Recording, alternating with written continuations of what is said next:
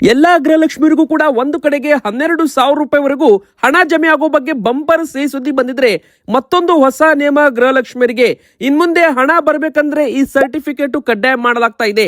ಅದನ್ನ ಹೇಗೆ ಪಡೆದುಕೊಳ್ಬೇಕು, ಎಲ್ಲಿ ಹಾಕಬೇಕು ಅರ್ಜಿ, ಅದ್ರ ಬಗ್ಗೆನೂ ಕೂಡ ಅಪ್ಡೇಟ್ ನೋಡೋಣ. ಮತ್ತೆ ರೇಷನ್ ಕಾರ್ಡ್ ಇದ್ದ ಗೃಹಲಕ್ಷ್ಮಿಯರು ಕೂಡ ವಿಡಿಯೋ ಪೂರ್ತಿಯಾಗಿ ನೋಡಿ. ಮತ್ತೊಂದು ದೊಡ್ಡ ಬ್ರೇಕಿಂಗ್ ನ್ಯೂಸ್ ಕೂಡ ಬರ್ತಾ ಇದೆ. ಮತ್ತೆ ಅನ್ನಭಾಗ್ಯದ ಬದಲಿಗೆ ಹಣ ಬರುತ್ತಾ, ಮತ್ತೆ ಕೇಂದ್ರ ಸರ್ಕಾರದಿಂದಲೂ ಕೂಡ ಅನ್ನಭಾಗ್ಯ ಯೋಜನೆಯಲ್ಲಿ ಬದಲಾವಣೆಯನ್ನ ಮಾಡಲಾಗ್ತಾ ಇದೆಯಾ? ರೇಷನ್ ಕಾರ್ಡ್ ಇದ್ದವರಿಗೆ ಒಂದಲ್ಲ 2-3 ಬಂಪರ್ ಸುದ್ದಿ ಇವತ್ತಿನ ಈ ವಿಡಿಯೋದಲ್ಲಿ ಬರ್ತಾ ಇದೆ. ಇನ್ನೊಂದು ಕಡೆಗೆ ಪಂಚ ಗ್ಯಾರಂಟಿ 5 ಗ್ಯಾರಂಟಿಗಳ ಜೊತೆಗೆ 6ನೇ ಗ್ಯಾರಂಟಿ ಯೋಜನೆ ಕೂಡ ಡಿ.ಕೆ. ಶಿವಕುಮಾರ್ ಸರ್ ಅವರು ಘೋಷಣೆಯನ್ನ ಮಾಡಿದ್ದಾರೆ. ಆ ಒಂದು 6ನೇ ಗ್ಯಾರಂಟಿಯಲ್ಲಿ ಜನರಿಗೆ ಏನು ಲಾಭ ಸಿಗುತ್ತೆ, 6ನೇ ಗ್ಯಾರಂಟಿ ಆದ್ರೂ ಏನು, ಅದರ ಬಗ್ಗೆನೂ ಕೂಡ ದೊಡ್ಡ ಒಂದು ಬ್ರೇಕಿಂಗ್ ನ್ಯೂಸ್ ನೋಡೋಣ ವೀಕ್ಷಕರೇ. ಇನ್ನು ಈ ಒಂದು ಶಕ್ತಿ ಯೋಜನೆ ಉಚಿತ ಬಸ್ ಏರಿದೆ ನೋಡಿ ಮಹಿಳೆಯರಿಗೆ, ಇದರ ಬಗ್ಗೆ ಈಗ ಅಪಸ್ವರ ಬರ್ತಾ ಇದೆ. ಹೌದು, ಕಾಂಗ್ರೆಸ್ ಪಕ್ಷದ ನಾಯಕರೇ ಈ ತರ ಹೇಳಿದ್ರೆ ಏನಾಗುತ್ತೆ ಮುಂದೆ? ಎದಕ್ಕಂದ್ರೆ ಶಕ್ತಿ ಯೋಜನೆಯಿಂದ ಗಂಡಸರಿಗೆ ಬಸ್ನಲ್ಲಿ ಜಾಗವಿಲ್ಲ, ಪರಿಷ್ಕರಣೆ ಮಾಡ್ತಾರ ಮತ್ತೆ ನಿಯಮಗಳನ್ನ, ಇದ್ರ ಬಗ್ಗೆನೂ ಕೂಡ ದೊಡ್ಡ ಬ್ರೇಕಿಂಗ್ ನ್ಯೂಸ್ ಸದ್ಯಕ್ಕೆ ಬರ್ತಾ ಇರುವಂತದ್ದು ವೀಕ್ಷಕರೇ. ಟಾಪ್ 5 ದೊಡ್ಡ ಸುದ್ದಿ ಇವತ್ತಿನ ಕರ್ನಾಟಕದ ದೊಡ್ಡ ಬ್ರೇಕಿಂಗ್ ನ್ಯೂಸ್ ನೋಡೋಣ. ಅದಕ್ಕಿಂತ ಮುಂಚೆ ನೀವು ಗೃಹಲಕ್ಷ್ಮಿ ಫಲಾನುಭವಿಗಳಾಗಿರ್ಬೋದು ಅಥವಾ ರೇಷನ್ ಕಾರ್ಡ್ಗಾರರಾಗಿದ್ರೆ ಬೇಗನೆ ವಿಡಿಯೋಗೆ ಒಂದು ಲೈಕ್ ಮಾಡಿ. ನಿಮಗೆ 2-3 ಬಂಪರ್ ಸುದ್ದಿ ಬಂದಿದೆ. ಹಾಗೆ ಕಮೆಂಟ್ ಬಾಕ್ಸ್ ಅಲ್ಲಿ ನಿಮ್ಮ ಊರಿನ ಹೆಸರನ್ನ ಕಮೆಂಟ್ ಮಾಡೋದ್ರ ಜೊತೆಗೆ ನಿಮಗೂ ಕೂಡ 25 ಹಾಗೂ 26ನೇ ಕಂತು ಹಣ ಜಮೆ ಆಯ್ತಾ, ಎಸ್ ಆರ್ ನೋ ಎಂಬುದರ ಮೂಲಕ ಬೇಗನೆ ಎಲ್ಲರೂ ಕಮೆಂಟ್ ಮಾಡಿ. ಹೌದು ವೀಕ್ಷಕರೇ, ಗೃಹಲಕ್ಷ್ಮಿಯರಿಗೆ ಭರ್ಜರಿ ಸಿಹಿ ಸುದ್ದಿ ಅಂತ ಹೇಳಿದ್ರು ತಪ್ಪಾಗೋದಿಲ್ಲ. ಎದಕ್ಕಂದ್ರೆ 12,000 ರೂಪಾಯಿ ಈಗ ಬಾಕಿ ಇದೆ. ಸರ್ಕಾರ ಒಟ್ಟು 6 ಕಂತು ಹಣ ಬಿಡುಗಡೆ ಮಾಡಬೇಕು. ಇನ್ನೂ ಕೂಡ ಬ್ಯಾಲೆನ್ಸ್ ಇದೆ ಜನವರಿ ತಿಂಗಳವರೆಗೂ. ಈ ಒಂದು ಫೆಬ್ರವರಿ ತಿಂಗಳು ಈಗ ನಡೀತಾ ಇದೆ. ಫೆಬ್ರವರಿ ತಿಂಗಳು ಬಿಟ್ರೆ ಜನವರಿ ತಿಂಗಳವರೆಗೂ ಒಟ್ಟು ಗೃಹಲಕ್ಷ್ಮಿ ಯೋಜನೆಯ ಒಟ್ಟು ಹೇಳೋದಾದ್ರೆ ಇಲ್ಲಿ 30 ಕಂತು ಕಂಪ್ಲೀಟ್ ಆಗ್ತಾ ಇದೆ. 30 ಕಂತು ಅಂದ್ರೆ ಅದರಲ್ಲಿ 24 ಕಂತು ಹಣವನ್ನ ಸೆಪ್ಟೆಂಬರ್ ವರೆಗೂ ಹಾಕಲಾಗಿದ್ದು, 25, 26 ಕಂತು ಫೆಬ್ರವರಿ ಮತ್ತು ಮಾರ್ಚ್ ತಿಂಗಳದ್ದು 4,000 ರೂಪಾಯಿ ಹಣವನ್ನ ಈಗ ಬಿಡುಗಡೆ ಕೂಡ ಮಾಡಿದ್ದಾರೆ. ಅದೇ ತರ ಈ ಒಂದು ಹಣ ಈಗ ಜಮೆ ಆಗೋ ಪ್ರಕ್ರಿಯೆ ಕೂಡ ಶುರುವಾಗಿದೆ. ಇದೇ ಒಂದು ಶಿವರಾತ್ರಿ ಹಬ್ಬದ ಒಳಗೆ ಎಲ್ಲಾ ಗೃಹಲಕ್ಷ್ಮಿಯರ ಅಕೌಂಟ್ಗೆ 4,000 ರೂಪಾಯಿ ಮೊದಲು ಹಣವನ್ನ ಜಮೆ ಮಾಡಲಾಗ್ತಾ ಇದೆ. ಅಂದ್ರೆ ಇದೇ ಒಂದು 15ನೇ ತಾರೀಕಿನ ಒಳಗೆ ಎಲ್ಲಾ ಒಂದು ಗೃಹಲಕ್ಷ್ಮಿಯರು ನಿಮ್ಮ ಬ್ಯಾಂಕ್ ಖಾತೆನ ಚೆಕ್ ಮಾಡಿಕೊಳ್ಳಿ ಒಮ್ಮೆ ಬಾರಿ. ಎದಕ್ಕಂದ್ರೆ ಕೆಲವೊಬ್ಬರಿಗೆ ಈಗಾಗಲೇ 2,000 ರೂಪಾಯಿ ಜಮೆ ಆಗಿದೆ, ಇನ್ನು ಕೆಲವೊಬ್ಬರಿಗೆ ಜಮೆ ಆಗಿಲ್ಲ. ಅವರಿಗೂ ಕೂಡ ಇದೇ ಒಂದು 15ನೇ ತಾರೀಕಿನ ಒಳಗೆ ಎಲ್ಲಾ ಗೃಹಲಕ್ಷ್ಮಿ ಅಕೌಂಟ್ಗೆ 25, 26ನೇ 2 ಕಂತು ಹಣ 4,000 ರೂಪಾಯಿ ಜಮೆ ಆಗಲು ಈಗ ರೆಡಿ ಆಗಿದೆ ಅಂತಾನೆ ಹೇಳ್ಬೋದು. ದಯವಿಟ್ಟು ಒಂದು ಗುಡ್ ನ್ಯೂಸ್ಗೆ ಲೈಕ್ ಮಾಡಿ. ಇನ್ನೊಂದು 2ನೇ ದೊಡ್ಡ ಸಿಹಿ ಸುದ್ದಿ ಏನಪ್ಪಾ ಅಂದ್ರೆ, ಈಗ ಮಾರ್ಚ್ ಅಲ್ಲಿ ಬಜೆಟ್ ಕೂಡ ಬರ್ತಾ ಇದೆ. ಮಾರ್ಚ್ ಮೊದಲ ವಾರದಲ್ಲಿ ಮುಖ್ಯಮಂತ್ರಿ ಸಿದ್ದರಾಮಯ್ಯನವರು ಬಜೆಟ್ ಅನ್ನ ಮಂಡನೆ ಮಾಡಲಿದ್ದಾರೆ.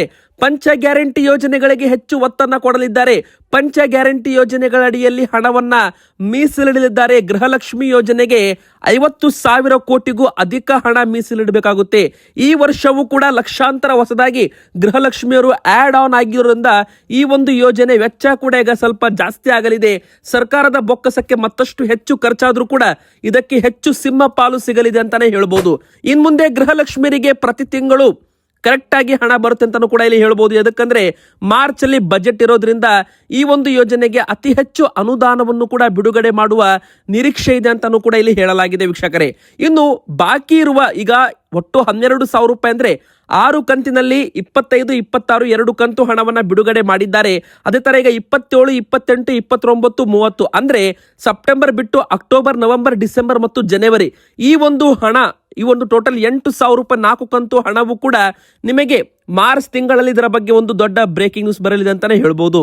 ಇನ್ನು ವೀಕ್ಷಕರೇ, ಇನ್ಮುಂದೆ ಗೃಹಲಕ್ಷ್ಮಿಯರ ಜೀವಿತ ಪ್ರಮಾಣ ಪತ್ರವೂ ಕೂಡ ಕಡ್ಡಾಯ ಮಾಡಲಾಗುತ್ತಾ? ಎದಕ್ಕಂದ್ರೆ ಮೃತಪಟ್ಟವರ ಅಕೌಂಟ್ಗೂ ಕೂಡ ಗೃಹಲಕ್ಷ್ಮಿ ಹಣ ಹೋಗ್ತಾ ಇದೆ. ಇದನ್ನ ತಪ್ಪಿಸಲು ಈಗ ಗೃಹಲಕ್ಷ್ಮಿಯವರು ಪ್ರತಿ ವರ್ಷ ಒಮ್ಮೆ ಬಾರಿ ತಮ್ಮ ಒಂದು ಜೀವಿತ ಪ್ರಮಾಣ ಪತ್ರವನ್ನ ಕೊಡುವಂತೆ ಸೂಚನೆ ಕೊಡಲಾಗ್ತಾ ಇದೆ. ಪಂಚ ಗ್ಯಾರಂಟಿಗಳಲ್ಲಿ ಮಹತ್ವದ ಯೋಜನೆ ಗೃಹಲಕ್ಷ್ಮಿ ಯೋಜನೆ ಫಲಾನುಭವಿಗಳು ಜೀವಿತ ಪ್ರಮಾಣ ಪತ್ರ ಅಂದ್ರೆ ಲೈಫ್ ಸರ್ಟಿಫಿಕೇಟ್ ನೀಡುವುದನ್ನ ಕಡ್ಡಾಯ ಮಾಡೋ ಬಗ್ಗೆ ಪರಿಶೀಲಿಸಿ ಕೂಡಲೇ ಅಗತ್ಯ ಕ್ರಮ ತೆಗೆದುಕೊಳ್ಳಿ ಅಂತ ಮುಖ್ಯಮಂತ್ರಿ ಸಿದ್ದರಾಮಯ್ಯನವರಿಗೆ ಸರ್ಕಾರದ ಮುಖ್ಯ ಕಾರ್ಯದರ್ಶಿಯವರು ಸ್ಪಷ್ಟ ಸೂಚನೆಯನ್ನ ಇಲ್ಲಿ ಕೊಟ್ಟಿರುವಂತದ್ದು ವೀಕ್ಷಕರೇ. ಎದಕ್ಕಂದ್ರೆ ಮೃತಪಟ್ಟವರ ಒಂದು ಅಕೌಂಟ್ಗೂ ಕೂಡ ಗೃಹಲಕ್ಷ್ಮಿ ಹಣ ಹೋಗ್ತಾ ಇದೆ. ಇನ್ನೊಂದು ಕಡೆಗೆ ಮೃತಪಟ್ಟಿದ್ದಾರೆ ಯಾರು ಎಂಬುದು ಸರ್ಕಾರಕ್ಕೆ ಇನ್ನೂ ಕೂಡ ನಿಖರವಾಗಿ ಮಾಹಿತಿ ಹೋಗ್ತಾ ಇಲ್ಲ. ಸೊ ಇದನ್ನ ಕಡ್ಡಾಯವಾಗಿ ಮಾಡಲಾಗುತ್ತೆ ಅಂತಾನೂ ಕೂಡ ಇಲ್ಲಿ ಹೇಳಲಾಗ್ತಾ ಇದೆ. ನೆಕ್ಸ್ಟ್ ಬರೋ ವಿಡಿಯೋದಲ್ಲಿ ಇದರ ಬಗ್ಗೆ ಒಂದು ಅಪ್ಡೇಟ್ ನಿಮಗೆ ಕೊಡಲಿದ್ದೇವೆ ಕಂಪ್ಲೀಟ್ ಆಗಿ. ಇನ್ನು 2ನೇದಾಗಿ ರೇಷನ್ ಕಾರ್ಡ್ ಇದ್ದವರಿಗೂ ಕೂಡ ಒಂದು ಬಂಪರ್ ಸುದ್ದಿ ಕೂಡ ಬರ್ತಾ ಇದೆ. ಎದಕ್ಕಂದ್ರೆ ಈಗ ನಿಮ್ಗೆ ಗೊತ್ತಿರಬಹುದು, ಕೇಂದ್ರ ಸರ್ಕಾರವು ಕೂಡ ಅಕ್ಕಿ ಕೊಡುತ್ತೆ, ರಾಜ್ಯ ಸರ್ಕಾರದಿಂದಲೂ ಕೂಡ ಅಕ್ಕಿಯನ್ನ ವಿತರಣೆ ಮಾಡಲಾಗುತ್ತೆ. ಆದ್ರೆ ಕೇಂದ್ರ ಸರ್ಕಾರವು ಕೂಡ ಈಗ ಹೊಸ ಒಂದು ಅಪ್ಡೇಟ್ ತರಲು ಇಲ್ಲಿ ಮುಂದಾಗ್ತಾ ಇದೆ. ಈ ಮೂಲಕ ರೇಷನ್ ಅಂಗಡಿಗಳಲ್ಲಿ ನಮ್ಮ ದೇಶದ 80 ಕೋಟಿಗೂ ಹೆಚ್ಚು ಪಡಿತರ ಚೀಟಿದಾರರಿಗೆ, ಕೋಟ್ಯಂತರ ಕುಟುಂಬಗಳಿಗೆ ಕೇಂದ್ರ ಮೋದಿ ಸರ್ಕಾರ ಮಹತ್ವದ ತೀರ್ಮಾನ ತೆಗೆದುಕೊಳ್ಳಬಹುದು. ಎದಕ್ಕಂದ್ರೆ ಇದುವರೆಗೂ ಪಡಿತರ ಅಂಗಡಿಗಳಲ್ಲಿ ಉಚಿತವಾಗಿ ಅಕ್ಕಿ ಹಾಗೂ ಗೋಧಿಯನ್ನ ವಿತರಣೆ ಮಾಡ್ತಾ ಇದ್ರು. ಇನ್ಮುಂದೆ ಫಲಾನುಭವಿಗಳ ಖಾತೆಗೆ ನೇರವಾಗಿ ಹಣ ಜಮೆ ಮಾಡೋ ಯೋಜನೆಗೂ ಕೂಡ ಸರ್ಕಾರ ತಯಾರಿ ನಡೆಸಿದೆ. ಆದ್ರೆ ಅಧಿಕೃತ ಮಾಹಿತಿ ನಮಗೂ ಕೂಡ ಇನ್ನೂ ಬಂದಿಲ್ಲ ವೀಕ್ಷಕರೇ. ಸೊ ಇದು ಒಂದು ವೈರಲ್ ನ್ಯೂಸ್ ಡೈಲಿ ಅಂಟಲ್ಲಿ ಅಪ್ಲೋಡ್ ಆಗಿದೆ, ಮತ್ತೆ ವೈರಲ್ ಕೂಡ ಆಗ್ತಾ ಇದೆ.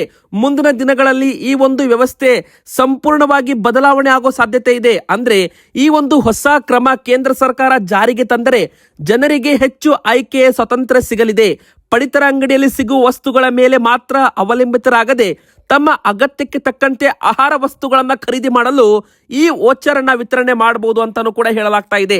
ಅಂದ್ರೆ ವೀಕ್ಷಕರೇ, ಹೊಸ ಯೋಜನೆ ಪ್ರಕಾರ ಪ್ರತಿ ತಿಂಗಳು ಫಲಾನುಭವಿಗಳ ಬ್ಯಾಂಕ್ ಖಾತೆಗೆ ಅಥವಾ ಎಲೆಕ್ಟ್ರಾನಿಕ್ ವೋಚರ್ ಮೂಲಕ ಖಾತೆಗೆ ನಿಗದಿತ ಮೊತ್ತವನ್ನ ಜಮೆಯನ್ನ ಮಾಡಲಾಗುತ್ತೆ. ಅಂದ್ರೆ ಅಕ್ಕಿ ಬದಲಾಗಿ ಹಣವನ್ನ ವಿತರಣೆ ಮಾಡಲಾಗುತ್ತೆ. ಈ ಒಂದು ಹಣವನ್ನ ಬಳಸಿ ಜನರು ತಮಗೆ ಬೇಕಾದ ಆಹಾರ ವಸ್ತುಗಳನ್ನ ಸ್ವತಂತ್ರವಾಗಿ ಖರೀದಿ ಮಾಡಬಹುದು. ಇದರಿಂದ ಪಡಿತರ ಅಂಗಡಿಗಳ ಮೇಲಿನ ಒತ್ತಡವೂ ಕಡಿಮೆ ಆಗುತ್ತೆ. ಇದರಿಂದ ಸರ್ಕಾರದ ಸಹಾಯ ನಿಜವಾದ ಬಡವರಿಗೂ ಕೂಡ ತಲುಪುತ್ತೆ ಅಂತಾನೂ ಕೂಡ ಇಲ್ಲಿ ಹೇಳಬಹುದು.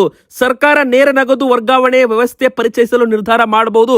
ಇದರಿಂದ ಪಡಿತರ ವಸ್ತುಗಳ ದುರುಪಯೋಗಕ್ಕೆ ಕಡಿವಾಣ ಬೀಳಲಿದೆ ಅಂತಾನೂ ಕೂಡ ಹೇಳಲಾಗ್ತಾ ಇದೆ ವೀಕ್ಷಕರೇ. ಇನ್ನೊಂದು ಕಡೆಗೆ ಇಂದಿರಾ ಕಿಟ್ ಕೂಡ ಸರ್ಕಾರದಿಂದ ವಿತರಣೆ ಮಾಡಲು ಈಗ ಕ್ಷಣಗಣನೆ. ಮಾರ್ಚ್ ಮೊದಲ ವಾರದಲ್ಲಿ ಇಂದಿರಾ ಕಿಟ್ ವಿತರಣೆ ಮಾಡಲಾಗುತ್ತೆ. ಅಡುಗೆ ಎಣ್ಣೆ, ಉಪ್ಪು, ಸಕ್ಕರೆ, ತೊಗರಿ ಬೇಳೆ ಎಲ್ಲ ಒಂದು BPL ಕಾರ್ಡ್ ಇದ್ದವರಿಗೆ ಅಕ್ಕಿ ಜೊತೆಗೆ ಸಿಗಲಿದೆ ಅಂತಾನೆ ಹೇಳ್ಬೋದು. ಇನ್ನು ಮೂರನೇದಾಗಿ ಪಂಚ ಗ್ಯಾರಂಟಿ ಯೋಜನೆಗಳಲ್ಲಿ ಬರುವ ಒಂದು ಹಣದ ಯೋಜನೆ ಬಗ್ಗೆ, ಈಗ ಯುವ ನಿಧಿ ಯೋಜನೆ ಆಗಿರ್ಬೋದು, ಗೃಹಲಕ್ಷ್ಮಿ ಯೋಜನೆ ಆಗಿರ್ಬೋದು, ಅದೇ ತರ ನಿಮಗೆ ಎಲೆಕ್ಟ್ರಿಸಿಟಿ ಬಿಲ್ ಕೂಡ ಉಳಿಯುತ್ತೆ, ಗೃಹ ಜ್ಯೋತಿ ಯೋಜನೆ ಆಗಿರ್ಬೋದು. ಇದರಿಂದ ನಿಮಗೆ ಉಳಿತಾಯವಾಗೋ ಹಣವನ್ನ ಅಲ್ಲಿ ಇಲ್ಲಿ ವೇಸ್ಟ್ ಮಾಡಬೇಡಿ, ಖರ್ಚು ಮಾಡಬೇಡಿ. MSIL ಚೀಟ್ಸ್ ಫಂಡ್ ಸರ್ಕಾರದ ವತಿಯಿಂದ ಲಾಂಚ್ ಮಾಡಲಾಗ್ತಾ ಇದೆ. ಇದರಲ್ಲಿ ನೀವು ಹೂಡಿಕೆ ಮಾಡೋದ್ರಿಂದ ನಿಮ್ಮ ಹಣ ಸೇಫ್ ಆಗಿರುತ್ತೆ. ಗ್ಯಾರಂಟಿಯಾಗಿ ನಿಮಗೆ ಒಂದು ಬಂಡವಾಳದ ರೂಪದಲ್ಲಿ ಇದರಲ್ಲಿ ನೀವು ಇನ್ವೆಸ್ಟ್ಮೆಂಟ್ ಮಾಡಬಹುದು ಅಂತ ನಾವು ಹೇಳ್ತಾ ಇಲ್ಲ. ಮುಖ್ಯಮಂತ್ರಿ ಸಿದ್ದರಾಮಯ್ಯನವರು ತಮ್ಮ ಎಕ್ಸ್ ಖಾತೆಯಲ್ಲಿ ಟ್ವೀಟ್ ಮಾಡಿದ್ದಾರೆ. ಸರ್ಕಾರದ ಗ್ಯಾರಂಟಿಯಿಂದಾಗಿ ಈಗ MSIL ಚೀಟ್ ಫಂಡ್ಸ್ ಅನ್ನು ಕೂಡ ಗ್ರೀನ್ ಸಿಗ್ನಲ್ ಕೊಟ್ಟು ಲಾಂಚ್ ಕೂಡ ಇಲ್ಲ ಮಾಡಿದ್ದಾರೆ. ಮತ್ತೆ ಈಗ ಒಂದು ಹೊಸ ಅಪ್ಲಿಕೇಶನ್ ಕೂಡ ರಿಲೀಸ್ ಮಾಡಲಾಗಿದೆ ಪ್ಲೇಸ್ಟೋರ್ ಅಲ್ಲಿ. ಬೇಕಾದ್ರೆ ನೀವು ಕೂಡ ಸ್ಕ್ರೀನ್ ಮೇಲೆ ಆ ಒಂದು ಫೋಟೋಸ್ ಕೂಡ ನೋಡ್ತಿರ್ಬೋದು. ಬೇಕಾದ್ರೆ ನೀವು ಕೂಡ ಅದನ್ನ ಡೌನ್ಲೋಡ್ ಮಾಡಿಕೊಂಡು ಹೆಚ್ಚು ಇನ್ಫಾರ್ಮೇಶನ್ ತಗೋಬಹುದು.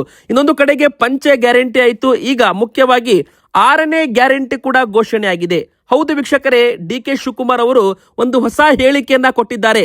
ಜನರ ಆಶೀರ್ವಾದವಿದ್ದರೆ 6ನೇ ಗ್ಯಾರಂಟಿಯಾಗಿ ಭೂಮಿ ಅಂತ ಒಂದು ಹೇಳಿಕೆಯನ್ನ ಕೊಟ್ಟಿದ್ದಾರೆ.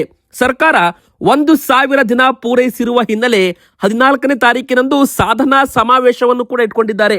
ಹೌದು, ಮುಂದೆಯೂ ಕೂಡ ನಿಮ್ಮ ಅಂದ್ರೆ ಜನರ ಸಹಕಾರ ಹೀಗೆ ಇದ್ರೆ 5 ಗ್ಯಾರಂಟಿಗಳ ಜೊತೆಗೆ 6ನೇ ಗ್ಯಾರಂಟಿಯಾಗಿ ಭೂಮಿಯನ್ನು ಸಹ ಕೊಡುತ್ತೇವೆ. ಭೂಮಿ ಅಂದ್ರೆ ನೀವು ಲೆಕ್ಕ ಹಾಕಿ ಏನಿರ್ಬೋದು ಅಂತ. ಇದು 6ನೇ ಗ್ಯಾರಂಟಿ ಅಂತ ಈಗಾಗಲೇ ಒಂದು ಹೇಳಿಕೆಯನ್ನ ಕೊಟ್ಟಿದ್ದಾರೆ ವೀಕ್ಷಕರೇ. ಅಷ್ಟು ಮಾತ್ರವಲ್ಲದೆ ಜನರು ಸಹಕಾರ ಕೊಟ್ಟರೆ ನಮ್ಮ ರಾಜ್ಯ ಸರ್ಕಾರ ಈಗಾಗಲೇ ಯಶಸ್ವಿಯಾಗಿ 1,000 ದಿನಗಳನ್ನ ಪೂರೈಸಿದ್ದು, ಇದೇ 14ನೇ ತಾರೀಕಿನಂದು ಹಾವೇರಿಯಲ್ಲಿ ಬೃಹತ್ ಸಾಧನಾ ಸಮಾವೇಶ ಕೂಡ ನಡೆಸಲಾಗುತ್ತೆ ಅಂತ ಹೇಳಲಾಗಿದೆ.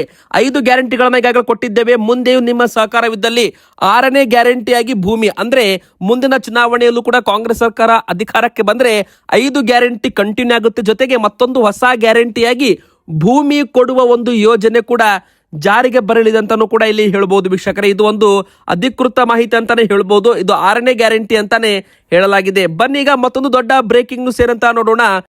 ಬಸ್ನಲ್ಲಿ ಗಂಡಸರಿಗೆ ಜಾಗ ಸಿಗ್ತಿಲ್ಲ, ಶಕ್ತಿ ಯೋಜನೆ ಕುರಿತು ದೇಶಪಾಂಡೆ ಅವರು ಅಪಸ್ವರತಿದ್ದಾರೆ.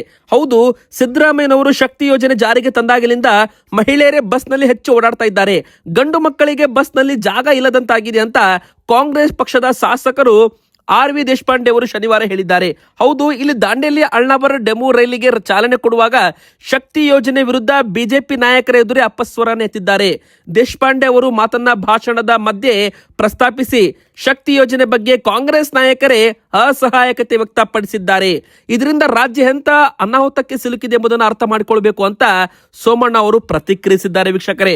ಅಷ್ಟು ಮಾತ್ರವಲ್ಲದೆ ಈ ತರ ಎದಕ್ಕೆ ಹೇಳಿದ್ದಾರೆ ಅಂದ್ರೆ, ಈಗಾಗಲೇ ನಮ್ಮ ಒಂದು ಶಕ್ತಿ ಯೋಜನೆಯಡಿಯಲ್ಲಿ ಮಹಿಳೆಯರು ಉಚಿತವಾಗಿ ಪ್ರಯಾಣ ಮಾಡ್ತಾ ಇದ್ದಾರೆ. ಆದ್ರೆ ಇದರಿಂದಾಗಿ ಗಂಡಸರಿಗೆ ಪ್ರಾಬ್ಲಮ್ ಆಗ್ತಾ ಇದೆ ಅಂತ ಒಂದು ಹೇಳಿಕೆ ಕಾಂಗ್ರೆಸ್ ಪಕ್ಷದ ಒಂದು ಶಾಸಕರೇ ದೇಶಪಾಂಡೆ ಅವರೇ ಒಂದು ಹೇಳಿಕೆ ಕೊಟ್ಟಿರೋದ್ರಿಂದ ಅವರವರ ಒಂದು ಪಕ್ಷದಲ್ಲಿ ಈ ಒಂದು ಹೇಳಿಕೆ ಬಂದಿದ್ದು ಬಿಜೆಪಿ ಪಕ್ಷದವರಿಗೆ ಒಂದು ಅಸ್ತ್ರವಾಗಿದೆ ಅಂತಾನೂ ಕೂಡ ಇಲ್ಲಿ ಹೇಳ್ಬೋದು. ನಿಮ್ಮ ಪ್ರಕಾರ ಈ ಒಂದು ಶಕ್ತಿ ಯೋಜನೆ ಮತ್ತೆ ಪರಿಷ್ಕರಣೆ ಆಗುತ್ತಾ ಇಲ್ಲೋ ಬೇಗನೆ ಕಮೆಂಟ್ ಅಲ್ಲಿ ತಿಳಿಸಿ. ಇನ್ನೊಂದು ಕಡೆಗೆ ಮತ್ತೆ ಸಾರಿಗೆ ನೌಕರರ ಮುಷ್ಕರ ಕೂಡ ಶುರುವಾಗಲಿದೆ. ಹೌದು ವೀಕ್ಷಕರೇ, ಮತ್ತೆ ಈಗ ಒಂದು ದಿನದ ಮಟ್ಟಿಗೆ ಬೆಂಗಳೂರು ಚಲೋ ಅಂತ ಸಾರಿಗೆ ನೌಕರರು ತಮ್ಮ ಒಂದು ಮುಷ್ಕರವನ್ನ ಮಾಡಲಿದ್ದಾರೆ. ಈಗಾಗಲೇ ವೇತನ ಹಿಂಬಾಕಿ ಪಾವತಿ ಆಗಿರ್ಬೋದು, ಮತ್ತೆ ಇಲ್ಲಿ ಬೇಡಿಕೆ ಆಗಿರ್ಬೋದು ಈಡೇರಿಸಬೇಕು ಅಂತ ಇದೇ 19ನೇ ತಾರೀಕಿಗೆ ಸಾರಿಗೆ ನೌಕರರು ಮತ್ತೆ ಬೆಂಗಳೂರು ಚಲೋ ಅಂತ ಸರ್ಕಾರದ ವಿರುದ್ಧ ಒಂದು ಹೋರಾಟವನ್ನ ಮಾಡಲಿದ್ದಾರೆ. ಅಂದ್ರೆ ಇದೇ ಒಂದು ಫೆಬ್ರವರಿ 19ನೇ ತಾರೀಕಿಗೆ ಒಂದು ದಿನದ ಮಟ್ಟಿಗೆ ಸಂಚಾರ ವೃತ್ತಿಯವಾಗಬಹುದು ಅಂತಾನೂ ಕೂಡ ಇಲ್ಲಿ ಹೇಳಲಾಗಿದೆ. ಬನ್ನಿ ಕೊನೆಯದಾಗಿ ಮತ್ತೊಂದು ದೊಡ್ಡ ಬ್ರೇಕಿಂಗ್ ನ್ಯೂಸ್ ಏನಂತ ನೋಡೋಣ. ಮತ್ತೆ ಬಂಗಾರ ದರ ಏರಿಕೆ ಆಗಲು ಪ್ರಾರಂಭವಾಗಿದೆ. ವೀಕ್ಷಕರೇ, ಬಂಗಾರ ದರ ಇಷ್ಟು ದಿನ ಇಳಿಕೆ ಆಗ್ತಾ ಇತ್ತು, ಆದ್ರೆ ಬಂಗಾರ ಮಾತ್ರ ಅಲ್ಲ ಬೆಳ್ಳಿ ದರ ಕೂಡ ಮತ್ತೆ ಈಗ ಏರಿಕೆ ಆಗಲು ಒಂದು ಶುರುವಾಗಿದೆ ಅಂತಾನೆ ಹೇಳ್ಬೋದು. ಮತ್ತೆ 2,200 ರೂಪಾಯಿ ಏರಿಕೆ ಆಗಿತ್ತು, ಈಗ ಮತ್ತೆ 1,300 ರೂಪಾಯಿ ಏರಿಕೆ ಆಗಿದೆ. 1,56,000ದಿಂದ 1,57,910 ರೂಪಾಯಿ ಆಗಿದೆ. 10 ಗ್ರಾಮ್ ಬಂಗಾರ ಮತ್ತೆ 1,300 ರೂಪಾಯಿ ಏರಿಕೆ ಆಗಿದೆ. ಈಗ 10 ಗ್ರಾಮ್ 24 ಕ್ಯಾರೆಟ್ ಚಿನ್ನ 1,57,910 ರೂಪಾಯಿ ಆಗಿದ್ರೆ, ಬೆಳ್ಳಿ ಕೂಡ 1 ಕೆಜಿ ಮೇಲೆ ಮತ್ತೆ 15,000 ರೂಪಾಯಿ ಏರಿಕೆ ಆಗೋದ್ರ ಮೂಲಕ 2,85,000 ರೂಪಾಯಿ ಇದ್ದದ್ದು 1 ಕೆಜಿಗೆ ಈಗ 3 ಲಕ್ಷ ರೂಪಾಯಿ ಆಗಿದೆ. ನಿಮ್ಮ ಪ್ರಕಾರ 10 ಗ್ರಾಮ್ ಚಿನ್ನ ಎಷ್ಟಾಗಬೇಕು, 1 ಕೆಜಿ ಬೆಳ್ಳಿ ದರ ಎಷ್ಟಾಗಬೇಕು, ಬೇಗನೆ ಕಮೆಂಟ್ ಅಲ್ಲಿ ತಿಳಿಸಿ. ವಿಡಿಯೋಗೆ ಲೈಕ್ ಮಾಡಿ, ನಿಮ್ಮ ಅನಿಸಿಕೆ ಕಮೆಂಟ್ ಮಾಡಿ.